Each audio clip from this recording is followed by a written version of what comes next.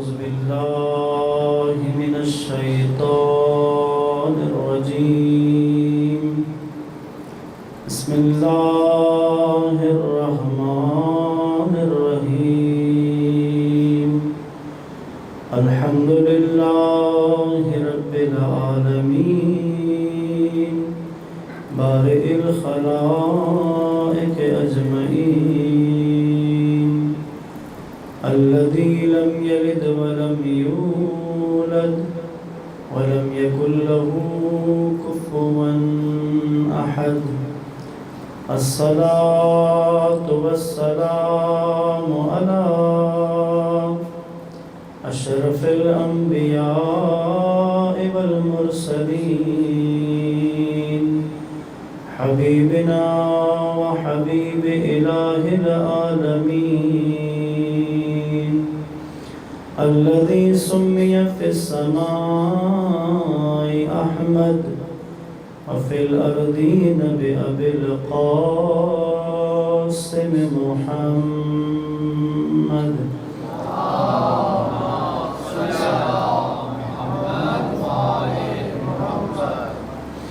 وعلى آله الطيبين الطاهرين المعصومين ولعنة الدائم على أعدائهم أجمعين من يوم عداوتهم إلى قيام يوم الدين. السلام عليك يا أبا عبد الله وعلى الأرواح التي حلت بفنائك.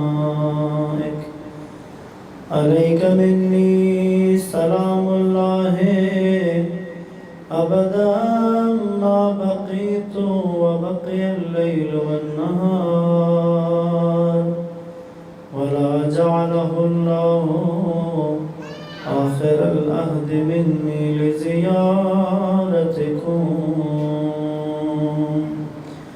السلام على الحسين وعلى علي بن الحسين وعلى أولاد الحسين وعلى أصحاب الحسين الذين بذلوا مهجهم دون الحسين عليه السلام صلوات.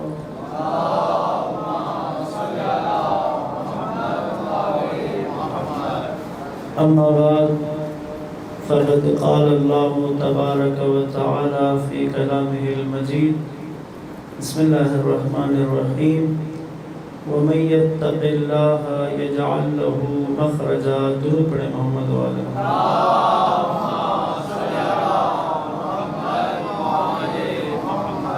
سب سے پہلے بارگاہ رب العزت میں دست بدعا ہیں کہ خدا ہماری اس عبادت کو اپنی بارگاہ میں قبول فرمائیں، ہمیں اس عزاداری کا بہترین اجر عنایت فرمائیں، سید الشہداء کے عزاداروں میں محشور فرمائیں. بانی مجلس کا اہتمام کرنا، آپ سب کا تشریف لانا، ہمارا حاضر ہونا خدا اپنی بارگاہ میں قبول فرمائیں، اور اس عمل کے طفیل خدا سید کائنات کی شفاعت نصیب فرمائیں. قبولیت دعا و مجلس کے لیے بلند آواز میں درود پڑھیں گے.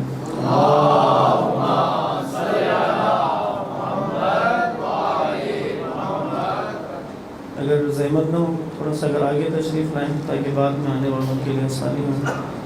ایک دفعہ درود پڑھتے ہوئے تھوڑا تھوڑا آگے تشریف لائیں.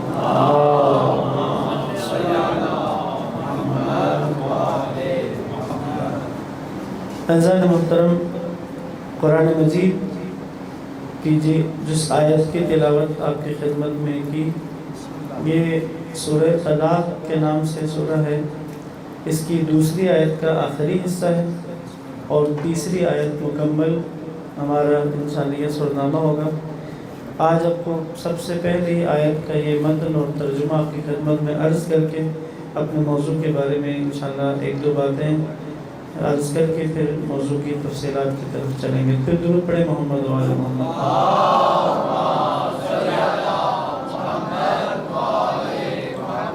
اللہ تعالیٰ ارشاد فرما رہا ہے بسم اللہ الرحمن الرحیم وَمَن يَتَّقِ اللَّهَ جو اللہ کا تقوی جو تقوی الہی اختیار کر لے یجعل لہ مخرجا تو اللہ اس کو نکلنے کا راستہ دے دیتا ہے، یعنی کہیں بھی جا کر پھنس نہیں جاتا.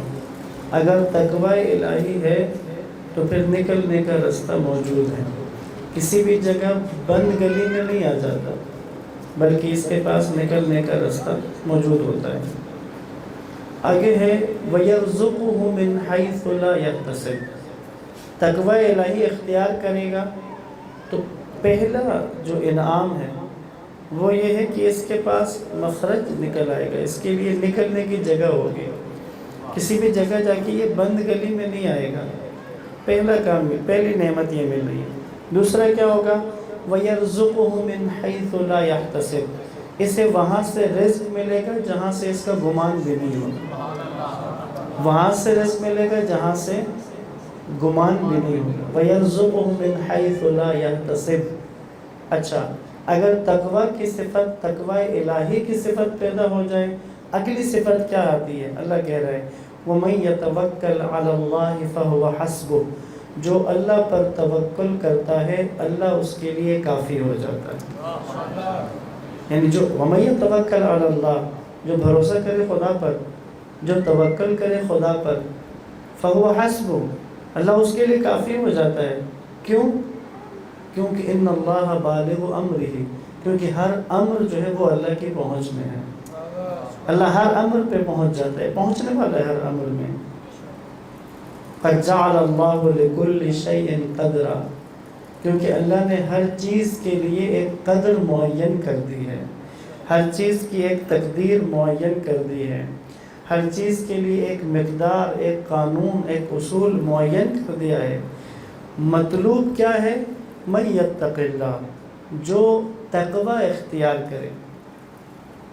عموماً تقوی کے ساتھ یتق اللہ اتقوا اللہ ایک لفظ آگے آتا ہے، جیسے اتقوا النار التی وقودها الناس فاتقوا النار التی اتقوا النار اتقوا اللہ. یہ فقط تقوی کے لفظ سے مفہوم پورا نہیں ہوتا. انشاءاللہ جس کی طرف آپ کو لے کے جانا ہے بنیاد کو ذہن میں رکھیں. اگر متقی ہیں کسی بھی جگہ بند گلی نہیں ہے، اگر متقی ہیں زندگی کی کسی بھی شعبے میں ہیں، متقی ہیں تو پھنسیں گے، متقی ہیں تو مخرج ہے، متقی ہیں تو نکلنے کی جگہ اللہ کا وعدہ ہے. وَمَن يَتَّقِ اللَّهَ يَجْعَلْ لَهُ مَخْرَجًا جو بھی اللہ کا تقوی اختیار کرتا ہے اس کے لیے مخرج موجود ہے، اس کے لیے نکلنے کی جگہ موجود ہے. وہ کبھی بھی بند گلی میں نہیں آئے گا، کبھی بھی ایسا نہیں ہوگا کہ کچھ سمجھ نہیں آ رہی ہے کس طرف جاؤں، دائیں جاؤں بائیں جاؤں آگے پیچھے، نہ ایسا نہیں ہوتا. کس کے لیے ایسا نہیں ہوتا؟ متقی کے لیے ایسا نہیں ہوتا. اب بعض اوقات ہم اپنی زندگی میں اس طرح کے معاملات دیکھتے ہیں، لگتا ہے گلی بند ہو گئی، معاملہ سمجھ ہی نہیں آ رہا ہے کس طرف جائیں، کیا کریں. اگر ہم یہ سمجھتے ہیں کہ متقی ہیں تو پھر غور کرنے کی ضرورت ہے، کیونکہ متقی کے لیے گلی بند نہیں ہوتی، متقی کے لیے راستہ بند نہیں ہوتا. مَن يَتَّقِ اللَّهَ يَجْعَلْ لَهُ مَخْرَجًا. بس انشاءاللہ جب ہم مفہوم تقوی کو سمجھ جائیں گے تو پھر اس جگہ کو سمجھنے میں بہت آسانی ہوگی. کیوں ایسا ہوتا ہے کہ ہم تقوی کا حامل خود کو سمجھتے ہیں لیکن ہمارے پاس بہت ساری چیزیں ہمارے لیے بند ہو جاتی ہیں، بہت ساری جگہوں پر جا کر ذہن بند ہو جاتا ہے، دماغ کام کرنا چھوڑ دیتا ہے. مثلا کچھ وسائل تھے، وسائل بند ہو جاتے ہیں، ساری کوشش کی ہوتی ہے پھر بھی کام ہو نہیں پاتا، حالانکہ ہم اپنے آپ کو متقی بھی سمجھتے ہیں. تو تقوی تو ہے. تو انشاءاللہ اسی تقوی کے مفہوم کو کھولنے کی ہم نے کوشش کرنی ہے. درود پڑھے محمد و آل محمد.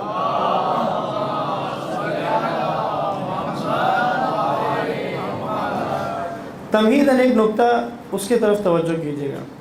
قرآن مجید نے یہودیوں کی ایک صفت بیان کی ہوئی، یہودیوں کی ایک صفت آج کے دور میں، رسول اللہ کے دور میں، نہ اس سے بھی پیچھے موسیٰ علیہ السلام کے دور میں اور اس سے بھی پیچھے کی عادت ہے ان کی۔ یہودیوں کی ایک صفت ہے، کیا کرتے ہیں؟ الفاظ کا معنی تبدیل کر دیتے ہیں، لفظ کا معنی بدلتے ہیں، اپنے مطلب اور اپنے مفاد کے مطابق اس کو تبدیل کرتے ہیں، پھر اس معنی کو رائج کروا دیتے ہیں۔ یہ ایک پورا ان کی عادت ہے جو قرآن نے بیان کر دی۔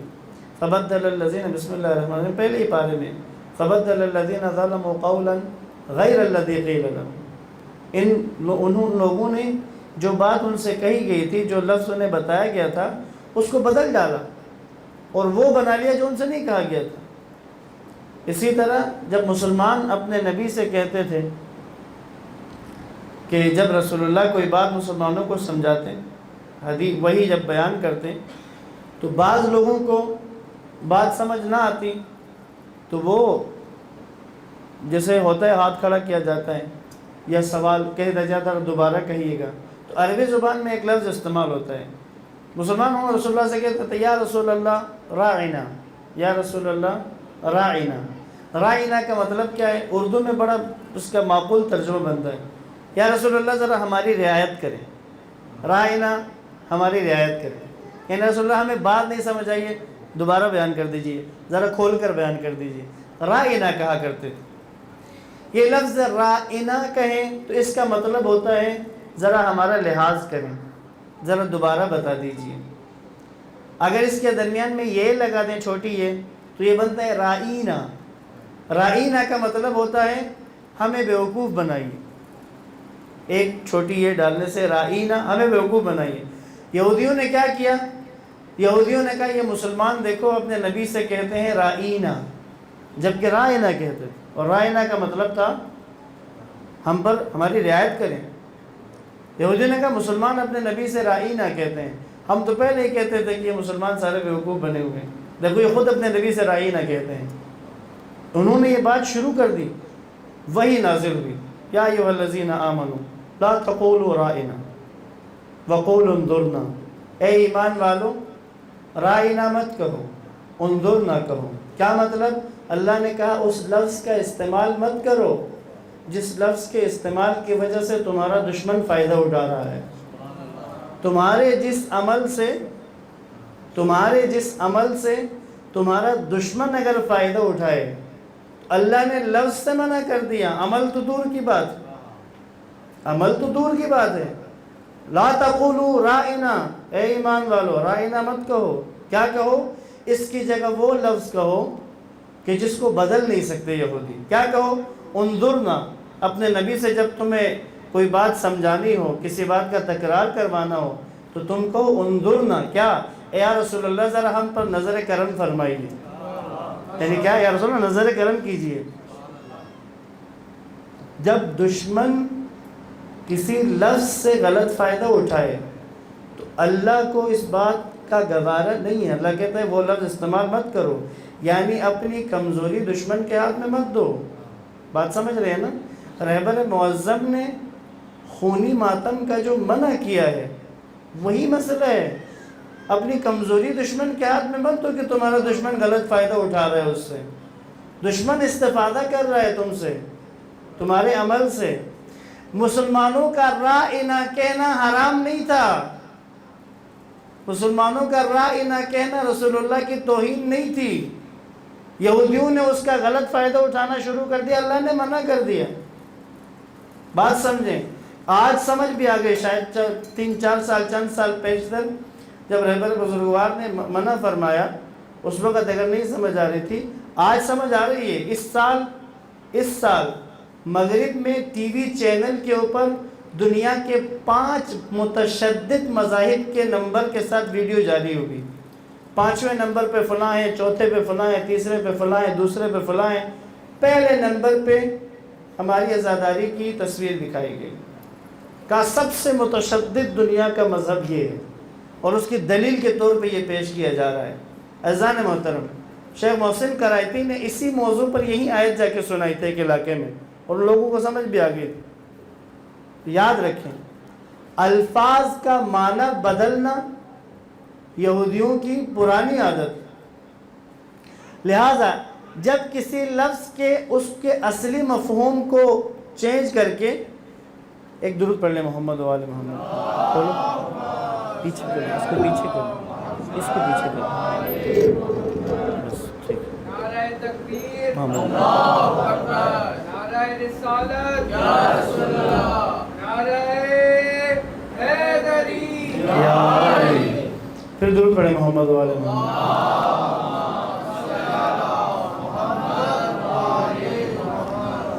ایک اگر لفظ کا مفہوم کچھ اور بیان ہو, پوری آئیڈیالوجی چینج ہو جاتی ہے. اس لفظ کو جتنے جملوں میں استعمال کیا تھا, لفظ کا اگر بچے کو کہتے ہیں نا اس لفظ کا جملوں میں استعمال کرو, پہلے وہ معنی پوچھتا ہے, اس لفظ کا معنی کیا ہے, فلاں معنی ہے, پھر وہ اس لفظ کو جملوں میں استعمال کرتا ہے. اگر لفظ کا معنی درست نہ ہو تو جتنے جملے بنائے تھے سارے جملے غلط ہو گئے. جتنی سوچ بنائی تھی سوچ غلط ہو گئی. جتنی فکر کی بنیادیں اس لفظ کے اوپر باندھی تھی ساری بنیاد ہی ہل گئی. ظاہر بنیاد ہل جائے تو عمارت باقی نہیں رہتی, مزمحل ہو جاتی ہے. یہاں پر ایک مسئلہ, اب آج میں نے تقویٰ کا معنی آپ کی خدمت میں عرض کرنا ہے, اور ایک پچھلا معنی جو بنا ہوا ہے اس کے بارے میں ایک آدھ بات عرض کرنی ہے. اس کی وجہ سے کیا ہونا ہے, جب چوٹ بنیاد پہ پڑتی ہے تو ایک دفعہ عمارت لرز جاتی ہے. انبیاء کے ساتھ ایک مسئلہ درپیش آتا تھا. انبیاء جب آ کر کسی قوم میں آ کر, کسی امت میں آ کر جب ان کے سامنے خدا کا دین پیش کرتے تھے تو انبیاء پہ ایک اعتراض ہوتا تھا, کیا, ما وجدنا علیہ آباءنا, یہ جو تم کہہ رہے ہو ہم نے اپنے بڑوں سے ابھی تک آباء و اجداد سے یہ سنا ہی نہیں تھا, تم تو نئی بات لے کر آئے ہو. عموماً ہم جب پنجاب میں دیہات میں جاتے ہیں تو اس طرح کے ایک جملہ بوڑھے جو بزرگ ہوتے ہیں ان سے سننے کو ملتا ہے, تو نوا دین لے کے آگے ہے. بوڑھے اکثر کیونکہ پڑھے لکھے بھی نہیں ہوتے, چند باتوں میں سنی ہوتی ہیں, حتیٰ وضو وغیرہ کا طریقہ بھی بتائیں تو کہتے ہیں یہ دین نہیں آگے ہے, ہم کرے تو وہ ٹھیک ہے, وہ اس کے غلط ہونے میں کوئی امکان نہیں ہے. تم بتا رہے ہو اس میں وہ غلط ہو سکتا ہے. کیوں ہو سکتا ہے وہ غلط؟ کیونکہ ہم نے اپنے بزرگوں کو اسی پہ دیکھا ہے, اور قرآن نے اس موضوع کو بیان کیا ہوا ہے کہ انبیاء پر سب سے بڑا اعتراض ان کی امتوں کا ایک بڑا اعتراض یہ ہوتا تھا, ما وجدنا علیہ آباءنا, ہم نے اپنے آبا کو اس پر نہیں پائے. درود پڑھے محمد و آل محمد.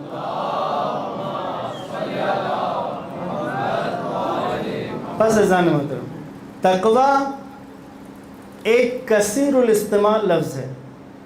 قرآن مجید میں جس طرح نماز, جس طرح عمل, جس طرح زکوٰۃ, جس طرح آخرت, جس طرح دنیا, جس طرح صالحات, جس طرح چند الفاظ ہیں کہ جن کا قرآن میں کچھ زیادہ تکرار ہے, ان میں سے ایک لفظ تقویٰ ہے.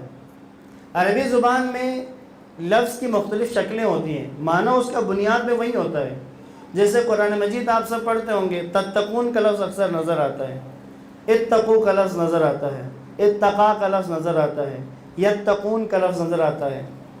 اسی طرح تقویٰ کا خود لفظ نظر آتا ہے. یہ سارا یہ ایک سمجھے ایک ہی فیملی ہے, معنی بنیاد میں ایک ہے, تقویٰ کا لفظ ہے. نہج البلاغہ کے اندر وہ الفاظ چند لفظ کہ جن کا بہت زیادہ استعمال ہوا ہے, ان میں سے ایک تقویٰ ہے. اب تقویٰ کا جو معنی مجھے اور آپ کو بیان کیا جاتا ہے یا جو ہمیں پتہ ہے, اب مجھے پتہ ہے آپ سب بتائیں گے بھی, تقویٰ یعنی پرہیزگاری. درود پڑھیں محمد و آل محمد.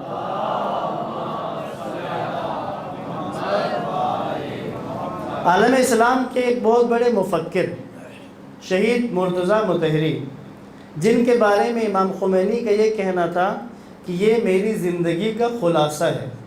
شہید مطہری میری زندگی کا خلاصہ ہے, کہا میری زندگی کا حاصل ہے. یہ اسلام کو جو شہید مطہری نے دیکھا اور روایات کو, اسلام کو جو پیش کیا آج کے زبان میں, آج کے دور کی زبان میں, امام خمینی نے تاکید کی کہ شہید مطہری کے افکار کو زندہ رکھا جائے. شہید مطہری نے بھی اس کو بیان کیا ہے.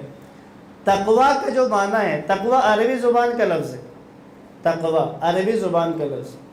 عربی زبان میں یہ تقویٰ نکلا ہے وقا سے, واو قاف اور چھوٹی ہے, اس کو کہتے ہیں, اس کے روٹ ورڈز جو ہیں, اس کی جو جڑ ہے وہ واو قاف اور یا ہے. اگر آپ کبھی بھی عربی ڈکشنری میں کوئی لفظ دیکھنا چاہیں, عربی ڈکشنری میں آپ جا کے تقویٰ ڈھونڈیں گے نہیں ملے گا آپ کو, کیونکہ عربی میں جب ڈھونڈا جاتا ہے تو روٹ سے ڈھونڈا جاتا ہے. وہاں پر آپ دیکھیں گے واو قاف اور چھوٹی ہے, وقا. وقا میں جائیں گے وہیں پہ آپ کو تقویٰ بھی ملے گا, تتقون بھی ملے گا, اتقو بھی ملے گا, اتقو بھی ملے گا, یتقون بھی ملے گا, متقین بھی, سب ملیں گے. کیونکہ یہ اس کا روٹ جو ہے وہ واو قاف اور یا ہے۔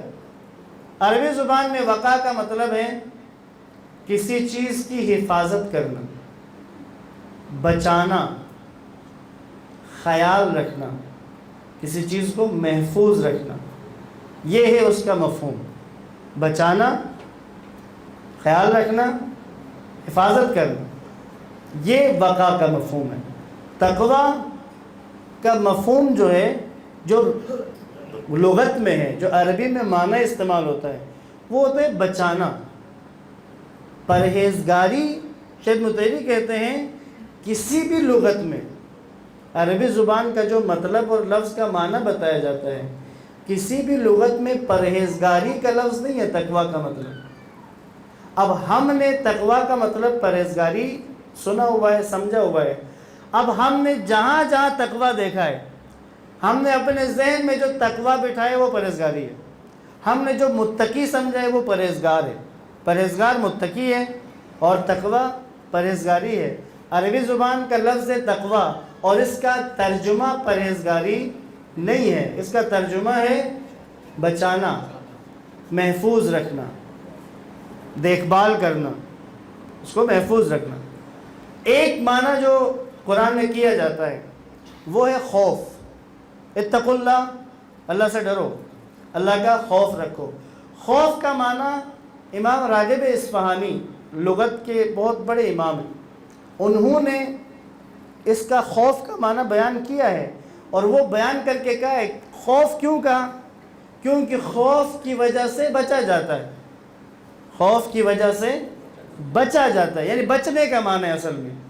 خوف ہو تو بچنا لزوم لازمی ہوتا ہے۔ مثال کے طور پہ اگر کوئی انگلی آپ کے آنکھ کی طرف لے آئے، انگلی آپ کے آنکھ کی طرف لے آئے تو بے ساختہ آپ کا ہاتھ آنکھ کی طرف آتا ہے، یا آپ کا چہرہ مڑ جاتا ہے۔ کیا ہے؟ خوف ہے کہ آنکھ کو پھوڑ دے گا یا آنکھ کو نقصان پہنچے گا، اس کا خوف ہے۔ اس خوف کی وجہ سے کیا ہوا؟ آپ مڑ گئے، یعنی بچایا آپ نے۔ تقویٰ بچانا۔ اب تقویٰ فقط دینی اصطلاح ہے؟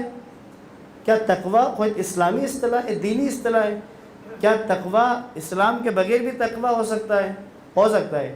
اسی لیے قرآن میں جہاں بھی تقویٰ کا لفظ آتا ہے اکثر اتقوا اللہ، الہی تقویٰ اختیار کرو، اتقوا اللہ، الہی تقویٰ اختیار کرو۔ امیر المومنین نے اپنی وصیت میں کہا اوصیکم بتقوی اللہ، میں تمہیں وصیت کرتا ہوں کہ الہی تقویٰ اختیار کرو، یعنی الہی کے علاوہ بھی تقویٰ ہوتا ہے۔ اب سمجھ لیں، انسان جس ہدف کے تحت زندگی گزار رہا ہے، جس اصول کے تحت زندگی گزار رہا ہے، جو چیز اس کو اس ہدف سے دور کرے، جو چیز اس کو اس ہدف سے، اس منزل سے دور کرے، ان چیزوں سے خود کو روکنا اور اپنے ہدف کی طرف چلنا، یہ جو چیزیں انسان کو ہدف سے دوسری طرف کھینچتی ہیں، ان سے خود کو بچانا، یہ تقویٰ ہے۔ اب اگر کوئی مادی اصول کے مطابق زندگی گزار رہا ہے، مثلا اس کی نظر میں آخری ہدف کیا ہے کہ میں نے دنیا کا سب سے دولت مند انسان بننا ہے، اس کی نظر میں آخری ہدف کیا ہے، میں نے ارب پتی بننا ہے، میں نے بلینر بننا ہے مثلا۔ اب اس کے لیے اس نے محنت شروع کر دی۔ اب اس محنت کے راستے میں بعض اوقات کوئی رکاوٹ آتی ہے، سستی آ گئی کہ جو اس کو روک رہی ہے، اور اسے پتہ ہے کہ اگر ادھر گیا تو پھر بلینر نہیں بن سکتا، تو وہ کام چھوڑ دیتا ہے۔ مثلا دیکھتے بھی ہیں، محنت بہت زیادہ کرتا ہے، صبح جلدی جائے گا، رات کو دیر سے آئے گا، نہ بچوں کا خیال، نہ اپنا خیال، کچھ بھی نہیں، لگا ہوا ہے۔ کیوں؟ کیونکہ اس نے اس ہدف کو حاصل کرنا ہے۔ جب اس ہدف کو حاصل کرنا ہے تو اس کے راستے میں آنے والے ہر رکاوٹ کو ہٹاتا ہے، اس سے اپنے آپ کو بچاتا ہے۔ کوئی بھی مقصد ہو سکتا ہے، کوئی بھی اصول ہو سکتا ہے۔ پس اگر اصول اللہ کا دیا ہوا ہے، ہدف زندگی کا اللہ نے دیا ہے، اور اس ہدف کی طرف بڑھ رہا ہے، اس ہدف سے جو رکاوٹ آئے گی، اس ہدف سے، اس اصول سے دور کرنے کے لیے جو طاقتیں کھینچیں گے اپنی طرف، ان سے خود کو بچائے گا، اس کو تقویٰ الہی کہتے ہیں۔ یعنی جا رہا ہے خدا کی طرف، جا رہا ہے اس اصول کی طرف کہ جو اللہ نے دیا ہے، اس کا رخ اس طرف ہے. جو چیز بھی اس کو روکے گی، جو چیز بھی اس کو اپنی طرف کھینچے گی، تو اس سے جو اپنا بچاؤ کرے گا، اس سے اپنے آپ کو بچا کر اسی رستے پر آگے بڑھے گا. یہ جو بچانا ہے اس کو تقویٰ کہتے ہیں. درود پڑھے محمد و آل محمد پر.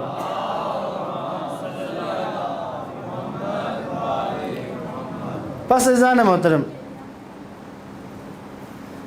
تقویٰ دو طرح کا ہے. ایک ہے ضعیف تقویٰ ہے، اور ایک ہے وہ الہی تقویٰ کہ جس کو طلب کیا گیا ہے. ضعیف تقویٰ کیا ہے؟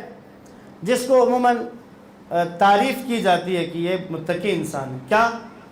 کوئی انسان خود کو بچا رہا ہے، ایسے بچا رہا ہے کہ وہ کسی بھی ایسی جگہ پر جاتا ہی نہیں کہ جہاں پر اس کو خراب ہونے کا خدشہ ہو، خود کو وہاں سے بچا لی. مثال کے طور پہ پرانے زمانے میں ہوتا تھا، کہتے ہیں کہ چونکہ بولنے سے گناہ ہوتے ہیں، انسان بات کرے تو باتیں کرتے کرتے غیبت کرے گا، جھوٹ بولے گا، بولنے سے گناہ گار ہو جاتا ہے. تو کیا کرتے تھے؟ کنکر اٹھا کے منہ میں رکھ لیتے تھے، منہ میں رکھتے تھے. کوئی ضروری بات کرنی ہو تو کنکر نکال کے بات کر لی، دوبارہ کنکر منہ میں رکھ لیا. کیوں؟ کیونکہ گناہ سے بچنا چاہتے ہیں. ایک تو یہ طریقہ ہے گناہ سے بچنے کا کہ منہ میں کنکر رکھ لو. ایک فارسی شاعر نے یہ کہا کہ یہ دل جو ہے ایسا ہے کہ نظریں جدھر جاتی ہیں دل بھی ادھر ہی جاتا ہے. پھر کہتا ہے میرا دل کرتا ہے کہ ان نظروں کو پھوڑ دوں تاکہ دل ان نظروں کے ساتھ نہ جائے. تو شیخ متحری کہتے ہیں دل تو کان کے ساتھ بھی جاتا ہے، پھر یوں کرو کان بھی پھوڑ لو اپنے، کیونکہ دل تو اس کے ساتھ بھی جائے گا. تقویٰ ہے کیا؟ اگر میں خود کو گناہ سے بچانا چاہتا ہوں اس کا طریقہ کیا ہے؟ عزیزان محترم، اپنے نفس کی ایسی تربیت کرنا، اپنے نفس کو اس طرح سے تیار کرنا، اپنے نفس کو اس طرح سے ٹرین کرنا، کسی مشکل جگہ پر جا کر فوراً ہی ڈگمگا نہ جائے، بلکہ میدان میں اتر کر خود کو محفوظ رکھے. تقویٰ زرہ ہے، زرہ. پرانے زمانے میں جب تلوار سے جنگ کی جاتی تھی تو اگلے تلوار کے وار سے بچنے کے لیے زرہ پہنی جاتی تھی. لوہے کی زرہ، چمڑے کی زرہ، مختلف زرہیں ہوتی تھی. زرہ پہنتے تھے تاکہ تلوار کے وار سے بچیں. اب سوال یہ ہے، اگر ایک بندہ زرہ پہن لے، سر پر خود پہن لے، اس کے بعد جا کے بستر پر آرام سے لیٹ جائے، سو جائے، اس سے سوال پوچھا جائے گا یہ اگر تم نے سونا ہی تھا تم نے زرہ کیوں پہنی ہے؟ کہ شاید دشمن کا وار نہ ہو مجھ پر، کہ دشمن کیوں بستر کے اوپر وار کرے گا. زرہ پہننے کا مطلب یہ ہے کہ تم میدان میں جا رہے ہو. تقویٰ کیا ہے؟ زرہ پہن لینا، نہ کہ کنارہ کش ہو جانا، نہ کہ دنیا ترک کر دینا، نہ کہ کاروبار چھوڑ کر تسبیح پکڑ کے مسجد میں بیٹھ جانا، نہ کہ کام کاج چھوڑ کر انسان اللہ اللہ کرنے بیٹھ جائے. اچھا، بعض لوگ اچھا سمجھتے ہیں، بعض لوگ کہتے ہیں، یا عموماً ہم طالب علموں سے یہ بات اکثر کہی جاتی ہے، جی ہم تو دنیا دار ہیں، آپ لوگ آپ کی طرح کہاں، ہم لوگ متقی تو آپ لوگ ہی ہوں گے، ہم تو دنیا دار لوگ ہیں. نا جناب والا، تقویٰ فقط عبادت میں نہیں ہے. ایسا نہیں ہے کہ تقویٰ کا تعلق عبادت کے ساتھ ہے. اگر تو آپ تقویٰ کا مطلب پرہیزگاری کریں تو پھر تو عبادت کے ساتھ تعلق ہے کہ نماز میں تقویٰ، باقی جگہوں پر تقویٰ ہے ہی نہیں. اگر آپ تقویٰ کا معنی کریں بچنا، کیا اللہ کا بندہ بننا ہے، ہدف ہے. اب اللہ کا بندہ بننے میں جہاں جہاں رکاوٹ آتی ہے وہاں پہ بچنا ہے. ہو سکتا ہے کہ نماز میں تو اللہ کا بندہ ہو لیکن دکان پہ اللہ کا بندہ نہ ہو. عین ممکن ہے کہ ایک شخص مصلی پر تو متقی ہو لیکن مارکیٹ میں متقی نہ ہو. عین ممکن ہے کہ ایک شخص تسبیح پڑھتے وقت تو متقی ہو لیکن خانوادے کے ساتھ بات کرتے وقت متقی نہ ہو. عین ممکن ہے کہ ایک شخص روزہ رکھ کے تو متقی ہے لیکن عام دنوں میں رمضان کا متقی ہے، باقی 11 مہینے اس کا تقویٰ نہیں ہے. تو اسے تقویٰ نہیں کہا جاتا. عزیزان محترم، متقی وہ ہے کہ جس کی پوری زندگی پر اس کا تقویٰ اثر کرے، چاہے میدان رزم ہو یا میدان عمل ہو، ہر جگہ تقویٰ ہے. دل کی حفاظت کرنا مولا متقیان کا مشہور فرمان ہے.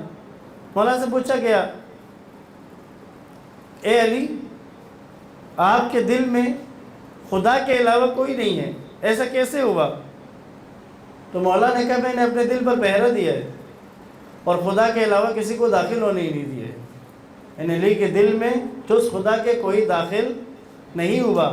اگر تقویٰ صرف مسلح پر ہو تو پھر حالت کچھ اور ہوتی ہے، لیکن تقویٰ میدان میں بھی آ جائے تو حالت کیا ہوتی ہے؟ خندق کی جنگ میں عامر ابن عبدود جب مولا کے مقابلے میں آیا ہے، جب جنگ ہوئی ہے، مولا علی کے وار سے عامر کی ایک ٹانگ کٹ گئی، ایک ٹانگ اس کی کٹ گئی اور زمین پر گر پڑا۔ اب گرنے کے بعد جب مولا اس کے سینے پر چڑھے کہ اب اس کو واصل جہنم کریں، تو اس نے بے احترامی کی، اپنا لعاب پھینکا، اور جو ہی ایسا کیا مولا اس کے سینے سے اتر کر سائڈ پہ ہو گئے۔ اس نے کہا اے علی، میں نے یہ اس لیے کیا ہے کہ میں مشہور ہوں کہ میرے مقابلے میں عرب میں کوئی بھی نہیں ہے، میں عرب کا سب سے بڑا بہادر مشہور ہوں، اور میں یہ دیکھ رہا ہوں کہ سب لوگ مجھے دیکھ رہے ہیں کہ جو میری شجاعتوں کے قائل تھے، اور میں زمین پر پڑا ہوا ہوں، مجھ سے یہ ذلت برداشت نہیں ہو رہی تھی، میں نے اپنا لعاب پھینکا تاکہ آپ کو غصہ آ جائے اور آپ مجھے جلدی قتل کر دیں، مجھے اس زندگی سے چھٹکارا دے دیں۔ تو مولا نے کہا تم نے ابی طالب کے بیٹے کو سمجھنے میں غلطی کر دی ہے، تم سمجھے کہ میں تمہیں اپنے غصے کے لیے مارنے آیا ہوں، میں تجھے خدا کے لیے مارنے آیا ہوں۔ جب تم نے یہ حرکت کی ہے تو یہ تقویٰ ہے۔ کس چیز نے روکا؟ بچایا، اپنے عمل کو علی نے بچایا ہے، یہاں پر اٹھ کے سائڈ پہ ہو گئے، جب غصہ ٹھنڈا ہوا ہے تب آ کر اس کا کام تمام کیا ہے۔ یہ عمل دیکھیے گا، سینے پر چڑھے ہیں، قاتل کو زیر کیا ہے، مارنے والے ہیں، وہ ایک حرکت کرتا ہے، اس حرکت پہ مولا نے متقین کے امام ہے، امام متقین کیا کر رہا ہے؟ اس سے ہٹ گئے، کہا بچایا اس ایمان کو۔ جب بچایا تو پھر اس کا نتیجہ کیا نکلا؟ واپس پلٹ کر گئے تو اللہ کے نبی نے کہا ضربۃ علی من یوم الخندق افضل عبادت الثقلین، ضربت علی خندق کے دن علی کی ایک ضرب ثقلین کی عبادت سے بڑھ کر ہے۔ یعنی کیا مطلب؟ اگر یا علی، یعنی کیا مطلب؟ اگر پورے عالم، دونوں عالم کی عبادتوں کو، صرف عبادتوں کو نہیں، دونوں عالم کی عبادتوں کے خلوص کو ترازو کے ایک پلڑے میں رکھو، اور علی کی اس ایک ضرب کے خلوص کو ایک پلڑے میں رکھو، تو علی کی اس ضرب کا خلوص بھاری ہے عالم کے خلوص پر۔ کیا ہے؟ میدان کا تقویٰ ہے۔ ابن زیاد کو ہانی ابن عروہ نے اپنے گھر میں دعوت، ہانی مریض تھے، ہانی ابن عروہ بیمار تھے، ابن زیاد نے بلایا، کوفہ ابھی نیا وارد ہوا ہے، گورنر نیا آیا ہے، صوبے کا گورنر آیا ہے، ہانی اپنے قبیلے کا سردار ہے، اور ہانی نے اپنے گھر میں مسلم کو پناہ دی ہوئی تھی۔ ابن زیاد نے ہانی ابن عروہ کو پوچھا، کہا وہ مریض ہے، تو کہا میں خود اس کی عیادت کرنے کے لیے آ رہا ہوں۔ آ کر پیغام دیا، ہانی ابن زیاد تمہاری عیادت کرنے کے لیے آ رہا ہے۔ میں آپ کو بتا رہا ہوں کہ تقویٰ فقط مسلح پر نہیں ہوتا، تقویٰ پوری زندگی میں گھومتا ہے۔ ہانی تمہاری عیادت کرنے ابن زیاد آ رہا ہے۔ اب جو ہی سنا، ہانی نے مسلم کو بلا کر کہا مسلم، بڑا اچھا موقع ہے، بڑا اچھا موقع ہے، کیا کرنا ہے؟ ابن زیاد آ رہا ہے مجھے پوچھنے، یہ جو میرے گھر میں تہخانہ سا کمرہ ہے، میرے کمرے کے ساتھ ہی، تم اس میں چھپ جاؤ، جو ہی میں کہوں مجھے پانی چاہیے تو باہر نکل کر اپنا کام تمام کر دینا۔ تو مسلم نے کہا ہانی، عرب میں دستور نہیں ہے کہ گھر آئے ہوئے مہمان پر تلوار چلائی جائے۔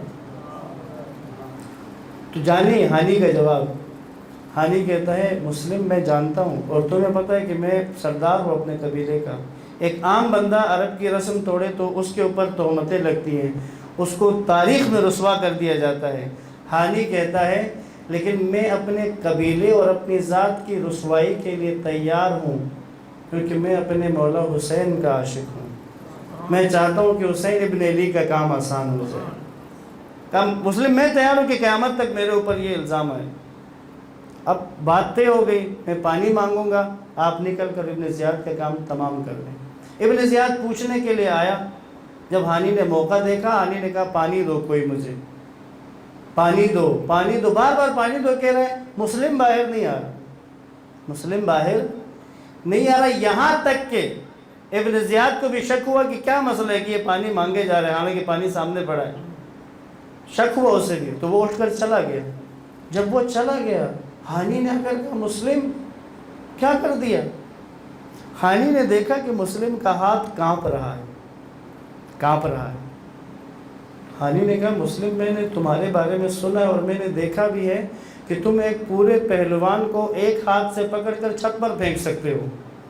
مسلم اس قدر بہادر ہے کہ ایک پہلوان کو پکڑ کر چھت پر پھینک سکتے ہو، تمہارا ہاتھ کانپ رہا ہے۔ مسلم نے کہا وار کرنا چاہتا تھا لیکن میرے دل میں یہ آیا اگر میں اپنے مولا علی کے سامنے جاؤں گا اور وہ مجھ سے پوچھیں گے کہ اے مسلم آج تک علی نے کسی بھی بے خبر پر وار نہیں کیا ہے، آج تک علی نے دھوکے سے کسی پر وار نہیں کیا ہے، کہا اے ہانی میں نہیں کر سکا، تقوی، ورنہ تو موقع ہے نا، کہ فائدہ ہے ہمارا، مفاد ہے، لیکن تقوی ہے، نہیں کرنے دیا۔ پس عزیزان محترم، اگر میں اور آپ خود کو بچانا یہ تقوی ہے، نقصان سے بچانا جیسے ایمان کا نقصان، عبادت میں خود کو بچانا کیا؟ وسواس سے، وسوسے سے بچانا، عبادت میں خیالات آتے ہیں، توہمات آتے ہیں۔ عموماً لوگوں کے اگر کوئی چیز گم ہو جائے تو وہ نماز کا انتظار کرتے ہیں، نماز کے ٹائم پتہ چلے گا کہ کہاں رکھیں۔ مشہور بھی ایک بندہ، چابی نہیں مل رہی تھی، پوچھا چابی کہاں ہے؟ کہتا ابھی تو مل نہیں رہی ہے، نماز کے بعد بتاؤں گا، اور نماز کے بعد واقعی بتا دیا فلاں جگہ پڑی ہے۔ کہتا ہے یار ماشاءاللہ آپ نے تو بڑا رتبہ حاصل کر لیا ہے، میں تو نماز پڑھوں مجھے تو اپنی گمشدہ چیزوں کا پتہ نہیں چلتا، آپ نے کس طرح یہ رتبہ حاصل کیا؟ کہتے ہیں رتبہ کوئی نہیں ہے، نماز میں جاتا ہوں تو ساری باتیں یاد آ جاتی۔ وہ چابی کہاں رکھی تھی بھول گیا تھا، جو ہی نماز شروع کر دی فوراً خیالات گھومنے شروع ہو گئے۔ نماز میں تقوی، خیالات کو بچانا، مرکوز کرنا، حضور قلب لے کے آنا، ہر چیز میں ہے۔ مثال کے طور پر عین ممکن ہے، آج بھی ایک دوست عرض کر رہا تھا، عین ممکن ہے ایک شخص نماز میں متقی ہو لیکن ڈرائیونگ کرتے وقت متقی نہ ہو، عین ممکن ہے کہ وہ ڈرائیونگ کرتے وقت متقی نہیں، تقوی ہے ہی نہیں۔ تقوی کیا ہے؟ شہید بہشتی، شہید بہشتی، آیت اللہ شہید بہشتی، بہت بڑی شخصیت گزرے ہیں۔ انقلاب اسلامی 79 میں انقلاب آیا ہے، انقلاب سے پہلے کی بات ہے، جرمنی گئے ہوئے تھے، جرمنی میں مسلمان ملک بھی نہیں، وہاں شہید بہشتی کا ایک دوست ہے، اس کے ساتھ گاڑی میں بیٹھے ہوئے ہیں، آدھی رات کا وقت ہے، سڑکیں نسبتاً ٹریفک کم ہے، ان کے دوست نے ایک اشارہ توڑا، اشارہ توڑ کے آگے نکل گیا، تو شہید نے کہا یہ تم نے کیا کر دیا، اشارہ کیوں توڑا؟ اس نے کہا رات کا وقت ہے کون دیکھتا ہے۔ شہید بہشتی نے کہا یاد رکھو اگر تم نے دوبارہ ایسا کیا تو میں تمہاری گاڑی سے اتر جاؤں گا۔ کیوں؟ کیونکہ اس ملک کا قانون ہے، اگر یہاں پر اشارہ توڑنا جرم ہے تو پھر میرا دین، شہید بہشتی کہہ رہے ہیں مجھے میرا تقوی، میرا اسلام اجازت نہیں دیتا ہے کہ میں اس قانون کو توڑوں۔ امام خمینی پیرس میں تھے، جلاوطنی میں، پیرس میں 6 مہینے محفل الشاطو ایک گاؤں علاقہ ہے وہاں رہے، وہاں پر جانور گھر میں ذبح کرنا منع ہے، قانون تھا وہاں پر، اس قانون کے مطابق گھر میں جانور ذبح کرنا منع ہے، اگر آپ نے کرنا بھی ہے تو ان کا جو مخصوص جگہ ہے وہاں جا کر کروانا ہوگا، خود کرنا بھی ہے تو وہاں جا کر۔ یوں ایک عرصے تک گوشت گھر میں نہیں تھا، نہیں پکا۔ ایک دن امام خمینی کے سامنے پکا ہوا گوشت لایا گیا، تو امام نے پوچھا یہ گوشت کہاں سے آیا؟ کہا گھر میں ہی بنایا ہے، مطلب کہ ہم نے گھر میں ہی جانور ذبح کر کے اس کے گوشت آپ کے لیے کھانا تیار کیا ہے۔ امام نے کہا اس کا کھانا حرام ہے؟ کہا نہیں، کہا امام خمینی سے نہیں، ہم نے شرعی طریقے سے ذبح کیا ہے، جتنی رگیں کاٹنی ہوتی ہیں وہ بھی کاٹنی ہے، سارا ہم نے اس کا خیال رکھا ہے۔ امام نے کہا اس ملک کا قانون ہے کہ گھر میں جانور ذبح نہیں کر سکتے، اور ہم چونکہ اس وقت اس ملک کے اندر ہیں تو اس کا قانون توڑنا جرم ہے، اس کا قانون توڑنا جرم ہے تقوی عزیزان محترم، عبادت کے تقوی کا حامل متقی، لیکن جیسے وہ ایک پوسٹ ایک جگہ آئی کہ مسجد کے باہر گاڑیاں کھڑی تھیں، کوئی ٹیڑھی اس طرف دائیں کھڑی ہے، کوئی بائیں کھڑی ہے، ایک دوسرے کے پیچھے اس طرح سے کھڑی ہے کہ ایک گاڑی نکالی نہیں جا سکتی، کوئی بھی گاڑی آسانی سے نہیں نکل سکتی، دائیں بائیں آگے پیچھے یوں کھڑی ہے گاڑیاں، اور اندر مسجد میں سب ایک دوسرے کو کیا ہوتا ہے، جی صف سیدھی کر لو، صف سیدھی کر لو، یعنی اندر صفیں سیدھی ہو رہی ہوتی ہیں اور باہر جو ہے وہ کوئی خیال نہیں۔ پس پرہیزگاری یہ تقوی کا وہ مفہوم ہے جو متعارف ہو گیا ہے لوگوں میں، جبکہ تقوی کا اصل مفہوم پرہیزگاری نہیں، بچنا ہے، خود کو بچانا، خود کو محفوظ رکھنا۔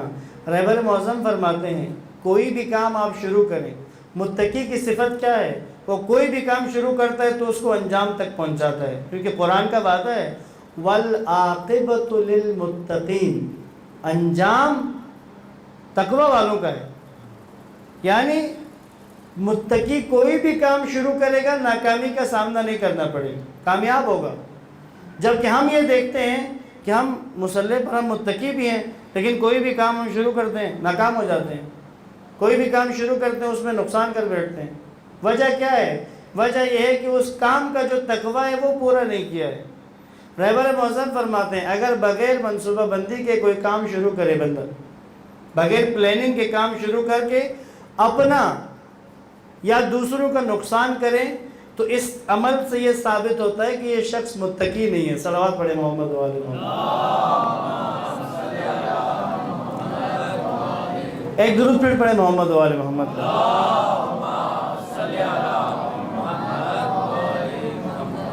بس ایک چیز مکس ہو جاتی ہے، اس کی وضاحت کر کے انشاءاللہ ایک مثال اور دینی ہے اور آج کی بات تمام کریں گے۔ ایک چیز مکس ہو جاتی ہے، عموماً تقوی کے ساتھ تبتل مکس ہو جاتا ہے۔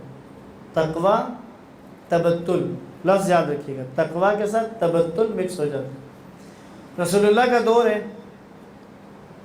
بہت مشہور صحابی ہیں اللہ کے رسول کے، اور نیک اور اچھے صحابہ میں سے کہ جنہوں نے وفادار، جو رسول اللہ کے وفادار صحابہ ہیں، ان کا نام ہے عثمان بن مظعون، میم زوئی عین واو نون، عثمان بن مظعون، نیک صحابہ میں سے۔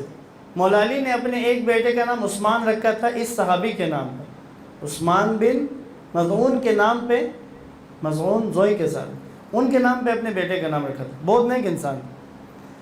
ان کی بیوی شکل و صورت میں بھی مناسب تھی۔ ایک ام المومنین کے پاس، رسول اللہ کی کسی زوجہ کے پاس ان کی بیوی آئی تو اللہ کے نبی کی بیوی نے دیکھا کہ وہ بڑے پرانے کپڑے پہن کے بالکل ہی ایسے حالت میں کہ جیسے، یعنی پہلے جب دیکھا تھا تو بڑا اپنے آپ کو سنوار کے رکھتی تھی، جب ملاقات ہوئی تو دیکھا تو بالکل ہی بوسیدہ لباس پہنا ہوا ہے، کوئی سجاوٹ نہیں، کچھ بھی نہیں۔ تو اللہ کے نبی کی بیوی نے کہا یہ تم نے اپنا کیا حال بنا لیا، پہلے تو تم مناسب کپڑوں کے ساتھ اپنے آپ کو مزین کر کے رکھتی تھی، یہ کیا ہوا ہے؟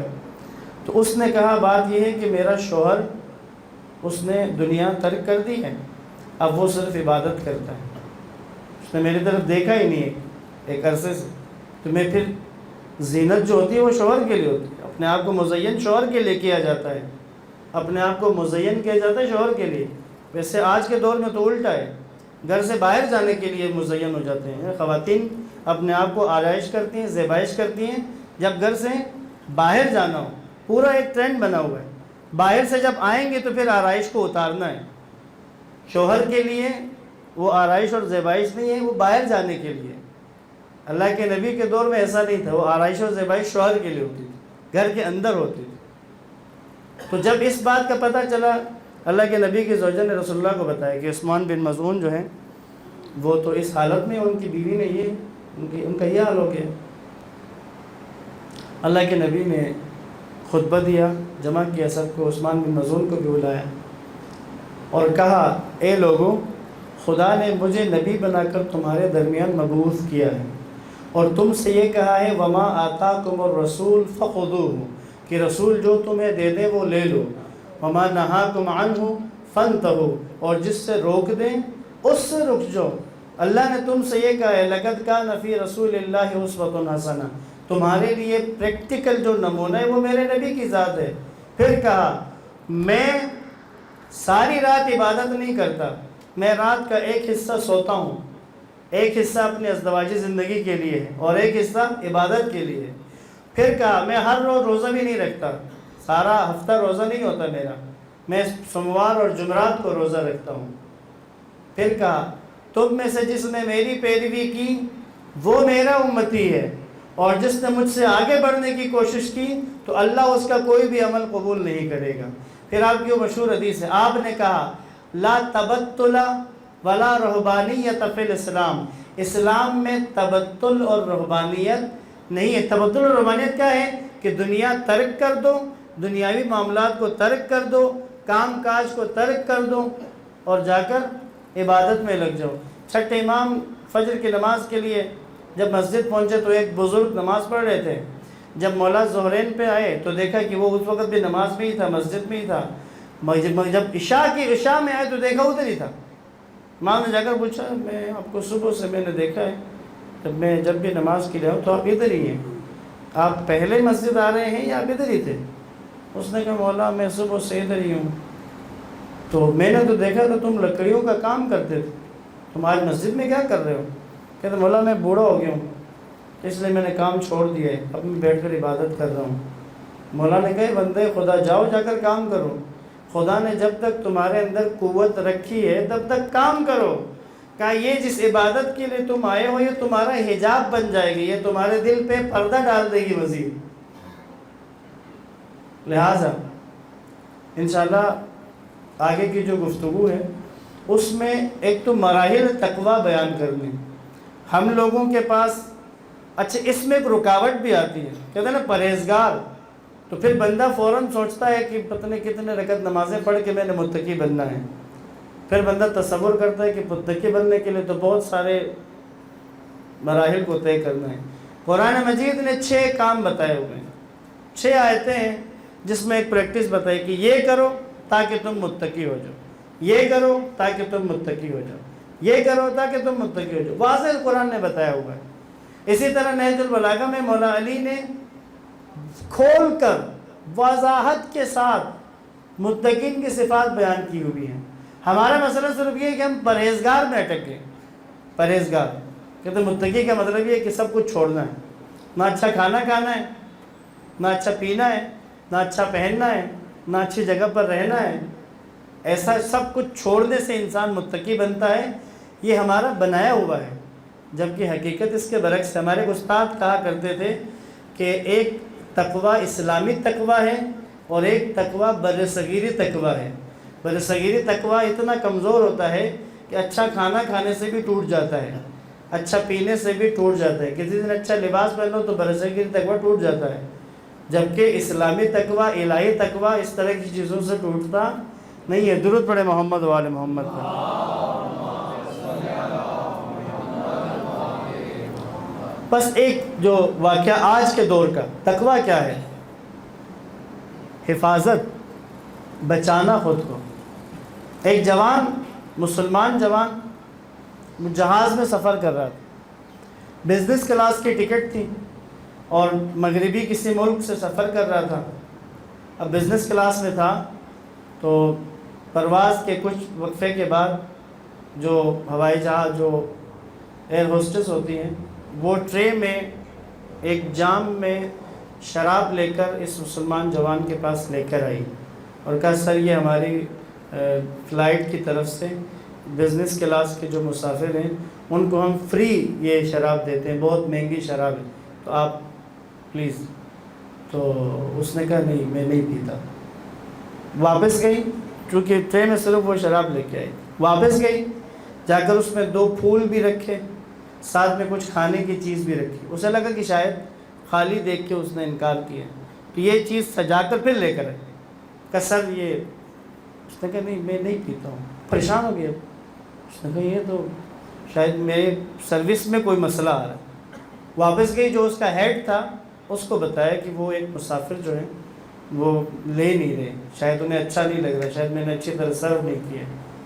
تو وہ جو ہیڈ تھا اس نے اپنے حساب سے اس ٹرے میں کچھ چیزیں اور سجا لی، سجا کے لے کے جوان کے پاس آ گئی۔ اس نے کہا سر اگر آپ کو ہماری سروس پہ کوئی اعتراض ہو تو آپ شکایت کر سکتے ہیں، لیکن ہم نے اپنی طرف سے پورا سجا لیا تو آپ اس کو قبول کریں۔ جوان کو اندازہ ہو گیا کہ یہ سمجھ نہیں رہے، انہیں پریشانی ہوگی۔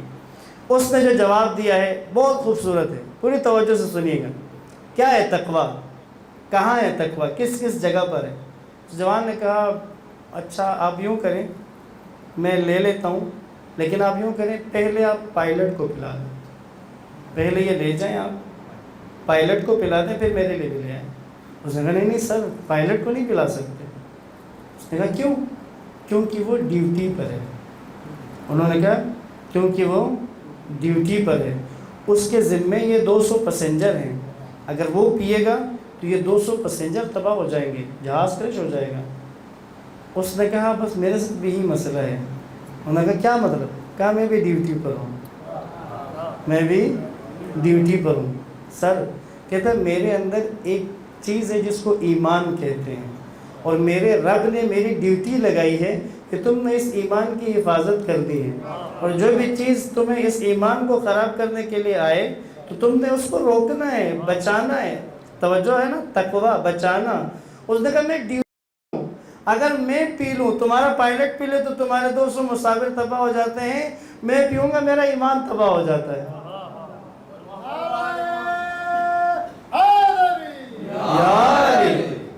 یاد رکھیے۔ اور کہتے ہیں کہ وہ جو لے کر گیا تھا اسے بات بھی سمجھ آئی، اور انہیں اسلام کا وہ چہرہ بھی سمجھ میں آ گیا، اس کے سمجھانے کا جو انداز۔ بس یاد رکھیں تقویٰ قدم قدم پہ ہے۔ اوصیکم بتقوی اللہ، میرے اور آپ کے مولا نے وصیت کی، مولا کی وصیت، مولا علی کی وصیت، اوصیکم بتقوی اللہ، میں تمہیں نصیحت کرتا ہوں کہ الہی تقویٰ اختیار کرو۔ وَنَظْمِ أَمْرِكُمْ، ساتھ ہی مولا نے ایک لفظ جوڑ دیا، وَنَظْمِ أَمْرِكُمْ، اور اپنے امور کو مینیج کرو، منظم بنو۔ شیعہ ہے تو منظم ہے، شیعہ ہے تو متقی ہے، شیعہ ہے تو اس کے کام بکھرے ہوئے نہیں ہیں، اس کے کام منظم ہے۔ درود پڑھے محمد و آل محمد۔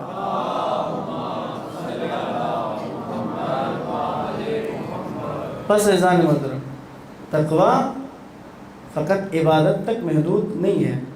انشاءاللہ اگلی مجالس میں ہم ایک ایک جگہ پر جا کر تقویٰ بیان کریں گے، اور پھر انسان کو احساس ہوتا ہے۔ رہبر معظم فرماتے ہیں کہ جس معاشرے میں تقویٰ ہو، جس معاشرے کے لوگ متقی ہوں، پھر وہ معاشرہ اتنی بلندیوں تک پہنچ جاتا ہے کہ پوری دنیا مل کر بھی ان کا کچھ بھی نہیں بگاڑ سکتی ہے۔ تقویٰ وہاں لے کر جاتا ہے انسان کو۔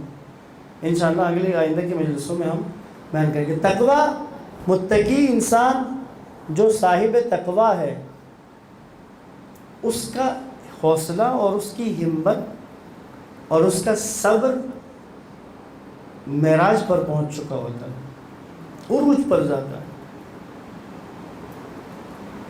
کوفہ سے ابن سعد کے ساتھ، عمر ابن سعد کے ساتھ جو سپاہی آئے تھے کربلا میں جنگ کرنے کے لیے، یہ لوگ واپس گئے تو جس طرح ہوتا نہیں ہے، پھر تبصرے ہوتے ہیں، آپس میں بیٹھ کے گپ شپ ہوتی ہے، جاننے والے آ کے پوچھتے ہیں تم وہاں گئے تھے، کیا ہوا کیا ہوا۔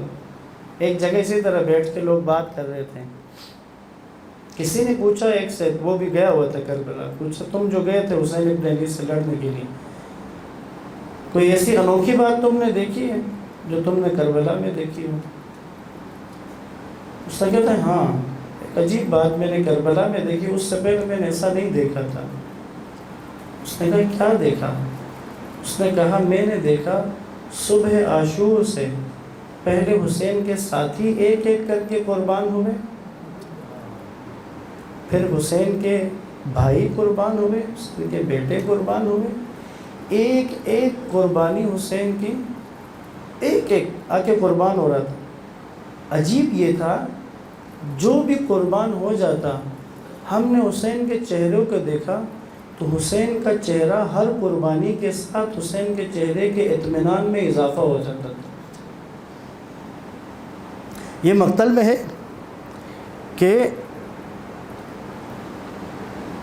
حسین ابن علی کا چہرہ زخموں سے چور تھا، لہو سے تر تھا، لیکن اطمینان کے ساتھ تھا، حالت اطمینان کے ساتھ۔ عجیب ہے، علی اصغر کا جنازہ جب اٹھایا ہے نا مولانا، یاد رکھیے گا سوال ہوتا ہے کہ مشکل جنازہ کون سا تھا اٹھانے میں؟ جوان اکبر کا جنازہ یقیناً بہت مشکل ہے باپ کے لیے نا، جنازہ بے جوان بیٹے کا اٹھانا، لیکن حسین کے لیے مشکل جنازہ 6 مہینے کے بچے کا تھا، کیونکہ یہی ایک جنازہ تھا کہ جس کو لے کر 7 دفعہ خیموں کی طرف آگے بڑھے ہیں اور 7 دفعہ پیچھے ہٹے ہیں۔ بس عزیزان محترم، جہاں حسین کی آزمائشوں کا اختتام ہوتا ہے، وہاں سے زینب کی آزمائش کا آغاز ہوتا ہے۔ پہلی سیڑھی ہے علی کی بیٹی کی۔ ایک جملہ عرض کروں، نماز مغرب پڑھتے ہوں گے آپ لوگ، نماز مغربین پڑھتے ہوں گے مسجد میں، گھر میں، خواتین بیٹی، مومنات بیٹی گھروں میں نماز مغرب پڑھتے ہوں گے آپ لوگ۔ علی کی بیٹی نے روز عاشوراء نماز مغرب اول وقت میں پڑھی ہے، اول وقت میں۔ اب ذرا تصور کریں کیسی نماز مغرب پڑھی ہے۔ زینب بنت علی، علی کی بیٹی زینب کربلا کے اس تپتی ریت پر کھڑی ہیں، بے ردا ہیں، بھائی کا زخم دل پر ہے، اکبر کا زخم دل پر ہے، عباس جیسے بھائی کو خود جاتے ہوئے دیکھا ہے اور اب ردائیں بھی چھن چکی ہیں، یتیم بچوں کی آہ و بکا بھی سن رہی ہیں، کوئی کچھ کہہ کے پکار رہا ہے، ان سب کو سنتے ہوئے اب علی کی بیٹی نے کربلا کی تپتی ریت پر تکبیرۃ الاحرام بلند کی، اللہ اکبر۔ اس کے بعد کیا کہا جاتا ہے؟ پہلا جملہ کیا ہوتا ہے؟ الحمدللہ رب العالمین۔ کتنا کون سا مرحلہ ہے وہ؟ پس عزاداران مولا، جو منظر پیش کرنا چاہتا ہوں، 11 محرم آئی، عمر سعد کے حکم پر قافلہ روانگی کے لیے تیار ہوا۔ مقتل میں 2 طرح سے یہ بات آتی ہے، ایک تو یہ آتا ہے کہ بیویوں نے کہا کہ ہمیں مقتل سے گزارا جائے، ہم اپنے شہیدوں کو آخری دفعہ دیکھنا چاہتے ہیں، اور ایک کہتے ہیں کہ مقتل سے ہی گزارا گیا تاکہ زیادہ اذیت ہو کہ اپنے شہیدوں کو اس حال میں دیکھیں۔ عزاداروں، یہ قافلہ مقتل سے گزرا۔ جب قافلہ تیار ہو رہا ہے، پہلے جملہ کہہ دوں، قافلہ تیار ہو رہا ہے، سب کے اونٹ لا کر بٹھا دیے گئے اور کہا اب ان عورتوں کو، ان بچوں کو بٹھاؤ۔ بٹھانے کے لیے جو آگے بڑھے ہیں، ایک دفعہ مدینے میں ایسا ہوتا تھا کہ جب اونٹوں پر سوار کرانے کی باری آتی تھی تو ایک طرف سے عباس بڑھتے تھے، ایک طرف سے علی اکبر بڑھتے تھے، مولا حسین آتے تھے، بیویوں کو بٹھاتے تھے۔ آج حالت کیا ہے؟ ایک طرف سے عباس بن کر ام کلثوم آ رہی ہے اور ایک طرف سے حسین بن کر زینب آئی ہے۔ دونوں بہنوں نے مل کر ایک ایک خاتون کو سوار کرایا، بچوں کو سوار کرایا۔ اس کے بعد ایک اونٹ پر پہنچ کر دونوں بہنیں اکیلی رہ گئیں۔ زینب نے ام کلثوم کی طرف، ام کلثوم نے زینب کی طرف دیکھا تو زینب نے کہا ام کلثوم تم میری چھوٹی بہن ہو، چلو میرا ہاتھ پکڑ کر خود سوار ہو جاؤ۔ ام کلثوم کو سوار کرانے کے بعد جب علی کی بیٹی تنہا رہ گئی تو ایک دفعہ نہر علقمہ کی طرف منہ کر کے کہا عباس، مدینے میں تو تم سوار کرانے کے لیے آئے تھے، آج تمہاری بہن کو سوار کرانے والا کوئی نہیں، اجرکم علی اللہ۔ بس جملہ عرض کر رہا ہوں، مقتل سے گزارا، یہ قافلہ مقتل سے گزرا، عزاداروں مقتل سے گزرتے ہوئے اس جگہ پر آئے جہاں حسین کا جنازہ تھا۔ اس کے قریب جب پہنچے، جناب زینب نے خود کو اونٹ کے اس پشت سے گرا دیا۔ میں نے کہہ دیا، آپ نے سن لیا کہ اونٹ کی پشت سے زینب نے خود کو گرا دیا۔ میں نے کہہ دیا، آپ نے سن لیا۔ ایک دفعہ منظر کشی کر دوں، کیا حالت ہے؟ مولا عباس کے مصائب جب پڑھے جاتے ہیں تو تاکید کی جاتی ہے کہ عباس کا گھوڑے سے گرنا بیان کرو۔ کیوں؟ جب بھی کوئی سوار گھوڑے سے گرتا ہے تو وہ بازوؤں کا سہارا لیتا ہے، غازی گھوڑے سے گرے تو بازو قلم تھے کس حال میں گھوڑے سے زمین پر آئے۔ بس میں معافی چاہوں مولا عباس سے، مولا عباس آپ پہلوان ہیں، شاہ سوار ہیں، حسین کے لشکر کے سالار ہیں، آپ کا گھوڑے سے گرنا مولا بہت بڑی مصیبت ہے، لیکن اب 11 محرم کو ذرا سوچو، گھوڑا نہیں ہے، اونٹ کی پشت سے بندے ہاتھوں کے ساتھ جناب زینب نے خود کو گرایا۔ حسین کے لاشے پر علی کی بیٹی پہنچتی ہے، بندے ہاتھوں کے ساتھ لاشے حسین سے پتھروں کو ہٹانا شروع کر دیا۔ ایک دفعہ جب جنازہ حسین دیکھا تو علی کی بیٹی کہتی ہے اَأَنْتَ أَخِي حسین، کیا یہ کہ تو میرا بھائی حسین ہے؟ عزادار حسین کے جنازے کو ہاتھوں پر بلند کر کے زینب نے کہا اللہم تقبل منا هذا القلیل، خدایا ہماری یہ قربانی قبول فرما۔ گریہ شروع کیا، بیویوں نے گریہ کیا۔ راوی کہتا ہے ایسے رونے کی آوازیں بلند ہوئی، ان یتیم بچوں کو روتا دیکھ کر، اس گریوں کو دیکھ کر یزید کے لشکر میں بھی رونا بلند ہو رہا تھا۔ اتنے میں جناب زینب نے مولا امام سجاد کی طرف دیکھا، سجاد کا رنگ زرد ہو گیا ہے، ایسا لگ رہا ہے کہ روح پرواز کرنے والی ہے۔ بی بی کہتی ہے سجاد بیٹا تم اس قافلے کے سالار ہو، خود کو سنبھالو، تمہاری حالت کیوں خراب ہو گئی؟ سجاد نے کہا پھوپھی اماں 22 سال کا جوان بیٹا ہوں، آپ دیکھ نہیں رہی یزیدیوں نے اپنے جنازے دفنا دیے ہیں، میرے بابا کا جنازہ میں گور و کفن چھوڑ کر جا رہا ہوں۔ الا لعنت اللہ علی القوم الظالمین وسيعلم الذين ظلموا أي منقلب ينقلبون۔